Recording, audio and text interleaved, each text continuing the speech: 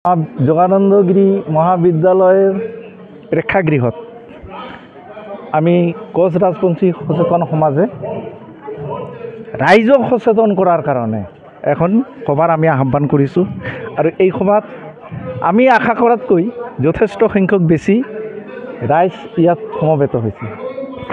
সচেতন সমাজৰ লক্ষ্য আৰু উদ্দেশ্যটো কি আমি আগতেও কেইবাবাৰমান বাইট দিছোঁৱেই এইটো সংক্ৰান্তত।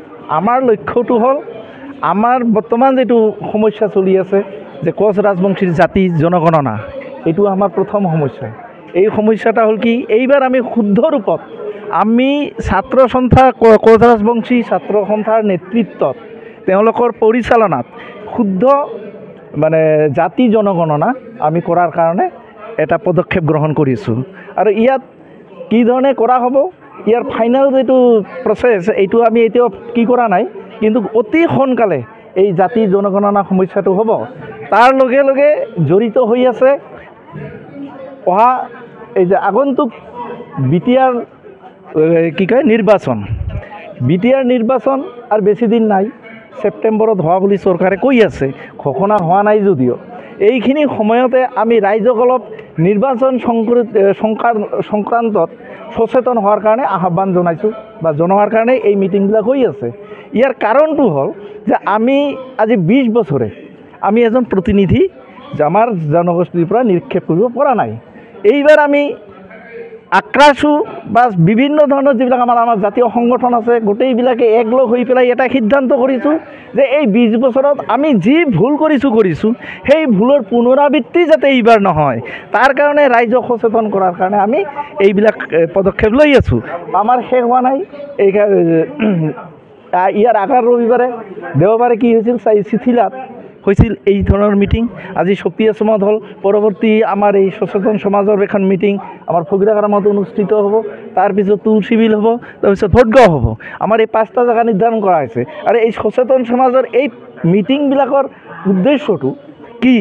উদ্দেশ্যটো হ'ল কি আমি বহু ধৰণে ৰাজনৈতিকভাৱে যেহেতু বিফল হৈছোঁ, আমি পৰ্যালোচনা কৰি দেখিছোঁ যে অকল স্বচ্ছ নিকা ৰাজনৈতিকভাৱে প্ৰাৰ্থী নিৰ্বাচন কৰা নহয়, জনসংখ্যাৰ ওপৰত চিন্তা চৰ্চা কৰা নহয়, মাত্ৰ টকাৰ ওপৰত বিচাৰ কৰি বা যিয়ে টকা দিব পাৰে সেই ধৰণৰ মানুহ কোন গোষ্ঠীৰ হয় কোন জনজাতিৰ হয় সেইটো লৈ কথা নাই, দি পেলাই এটা বৃহৎ সংখ্যক জনগোষ্ঠীক ডিপ্ৰাইভ বা বঞ্চিত কৰা বা শাসিত কৰাৰ এটা প্ৰক্ৰিয়া চলাই আছে। এইবাৰ আমি যেহেতু আমাৰ নাই, এটা আমি স্বীকাৰ কৰোঁ যে আমাৰ টকা পইচা সংক্ৰান্তত আমি যুদ্ধ দিব পৰা আমাৰ বা ক্ষমতা কম, কিন্তু আমি এইবাৰ সংখ্যাৰ জৰিয়তে যেহেতু গণতন্ত্ৰ ব্যৱস্থা, এই গণতন্ত্ৰত জনসংখ্যাৰ কিটো সদায় বেছি প্ৰাধান্য পায়। গতিকে আমি এই নিৰ্বাচনত আমাৰ প্ৰাৰ্থিত্ব দাবী কৰাৰ কাৰণে আমি ইতিমধ্যেই দাবী দিছোঁ, কিন্তু আমাৰ ক্ষমতা দেখাৰ কাৰণে আমি এখন গণসমাৱেশ অনুষ্ঠিত কৰিম। আৰু এই গণসমাৱেশত আমি যথেষ্ট সংখ্যক আমাৰ জনসাধাৰণক একত্ৰিত কৰি সেই গণসমাৱেশত অংশগ্ৰহণ কৰাৰ কাৰণে আমি যাৱতীয় ব্যৱস্থা ল'ম। আৰু এইটোৱেই আজিৰ এইখন সভাৰ মূল উদ্দেশ্য, যাতে আমি এইবাৰ সফল হ'ব পাৰোঁ তাৰে প্ৰাৰম্ভিক প্ৰক্ৰিয়া হিচাপে এইবিলাক মিটিং আমি কৰি আছোঁ। আৰু আমাৰ সফলতাৰ প্ৰথম পদক্ষেপটো হ'ব গণসমাৱেশ।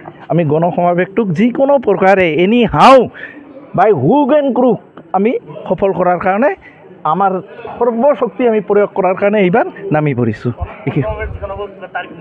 তাৰিখ এতিয়ালৈকে নিৰ্ধাৰণ কৰা হোৱা নাই। আমাৰ এই 5টা অঞ্চলত যেতিয়াই আমাৰ এই মিটিংকেইখন আমাৰ কি হ'ব শেষ হ'ব, তাৰ সেইদিনাখনে সেই 5ম দিনৰ মিটিংখনৰ পিছতেই আমি গণসমাৱেশৰ তাৰিখ নিৰ্ধাৰণ কৰিম। মিটিং কৰা হৈ আছে। চাওক, কোচ ৰাজবংশী সচেতন সমাজৰ যি লক্ষ্য উদ্দেশ্য, এই লক্ষ্য উদ্দেশ্য কোনো BTC নিৰ্বাচনক কেন্দ্ৰ কৰি নহয়। আমাৰ কোচ ৰাজবংশী জনগোষ্ঠীৰ যি সামগ্ৰিক উন্নয়ন, অৰ্থনৈতিক, শৈক্ষিক, সামাজিক আৰু ৰাজনৈতিক, এই গোটেইখিনি মূল বিষয়বস্তু লগত লৈহে আমি কোচ ৰাজবংশী সচেতন সমাজ গঠন কৰা হৈছে।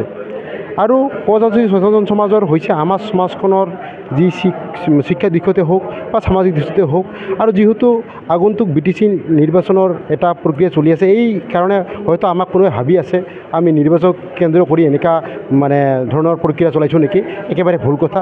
আৰু চাওক, যিহেতু আমাৰ মূল থিমটো হ'ল জাতি জনগণনা, আমি জানো আমাৰ অসমত বসবাস কৰা কছাৰী জনগোষ্ঠী কিমান লোক আছোঁ আমি এতিয়ালৈকে প্ৰপাৰ আমি নহয় যে আমাৰ সংখ্যা কিমান কিন্তু এই ক্ষেত্ৰত আমাৰ নামনি অসম হওক বা উজনি অসম হওক আমাৰ নামনি অসমৰ কছাৰী মানে জনগোষ্ঠীৰ মানুহখিনিয়ে আমাৰ গৌৰৱেৰে নিজৰ পৰিচয়টাও দিয়াত কোনো কুণ্ঠাবোধ নকৰে কিন্তু মানে উজনি অসমৰ ফালে আমাৰ কিছুমান কছাৰী অধিকৃত মানে এলেকা আছে যিবিলাকে নিজৰ পৰিচয়টো দিব লাজ পায় আৰু যাতে আমাৰ কছাৰী জনগোষ্ঠীৰ মানুহখিনি যাতে গৌৰৱেৰে নিজৰ পৰিচয় আগত ৰাখি যাতে জাতিৰ হকে মাত মাতিব পাৰে এনেকুৱা পৰিৱেশ সৃষ্টি কৰিবলৈ আমি চেষ্টা কৰি আছোঁ কছাৰী সচেতন সমাজে আৰু আমি হয় কেইদিনমান আগতে আমাৰ ৰাজ্যিক সভাপতি দিলীপ শইকীয়া বিজেপিৰ ৰাজ্যিক সভাপতি দিলীপ শইকীয়া ডাঙৰীয়া আমি লগ কৰিছোঁ আমি চাওঁ আমি যিহেতু কছাৰী জনগোষ্ঠীৰ লগত লৈহে সচেতন সমাজ গঠন হৈছে আৰু আমি সচেতন সমাজে আমি আমাৰ কছাৰী মানে মানুহক প্ৰাৰ্থিত্ব প্ৰদান কৰিবৰ কাৰণে অনুৰোধ কৰিছোঁ কাৰণ যিহেতু আমাৰ বহুত যুগৰে পৰা আমাৰ মানুহখিনিয়ে বিজেপিৰ লগত জড়িত হৈ আছে আৰু মানে বিজেপিৰ লগত একেলগে কাম কৰি আছে আৰু এই ক্ষেত্ৰত আমাৰ মানুহখিনি আমি মানে দেখিছোঁ মানে যেতিয়া আমাৰ নিৰ্বাচনৰ সময় আহে তেতিয়া কিন্তু